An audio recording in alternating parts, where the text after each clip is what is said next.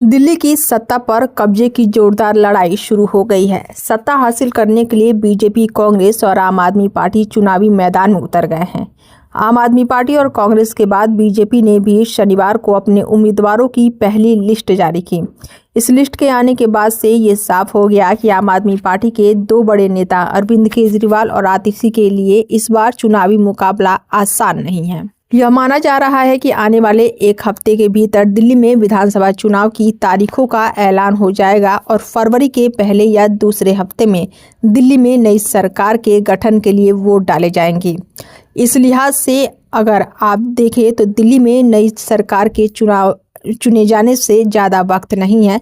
दिल्ली में बीजेपी और कांग्रेस को उम्मीदवारों की लिस्ट का बारीकी से विश्लेषण करें तो एक बात समझ में आती है कि दोनों ही दल बीजेपी और कांग्रेस आम आदमी पार्टी के राष्ट्रीय संयोजक अरविंद केजरीवाल और मुख्यमंत्री आतिशी को उनकी विधानसभा सीटों से बाहर नहीं निकलने देना चाहती।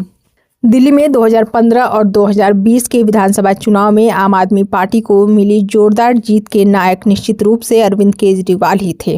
अरविंद केजरीवाल ने ही सिर्फ अपने वोट की जीत दर्ज की, बल्कि दिल्ली की सभी 70 सीटों पर पार्टी के उम्मीदवारों के लिए चुनाव प्रचार भी किया। भले ही केजरीवाल इस दिल्ली के मुख्यमंत्री ना हो, लेकिन उनके कंधों पर भी इस बार न सिर्फ अपनी सीट को जीतने की बल्कि आम आदमी पार्टी को दिल्ली में फिर से सरकार बनाने की चुनौती है। केजरीवाल के लिए ये पूरी ताकत भी केजरीवाल ने लगा दी है। अरविंद केजरीवाल और आतिशी के खिलाफ मजबूत उम्मीदवार उतारने में ना कांग्रेस ने कोई कोर कसर छोड़ी है और ना ही बीजेपी ने। दिल्ली में केजरीवाल की नई दिल्ली सीट पर दिल्ली की 3 बार मुख्यमंत्री रही शीला दीक्षित के बेटे संदीप दीक्षित को उम्मीदवार बनाया गया है।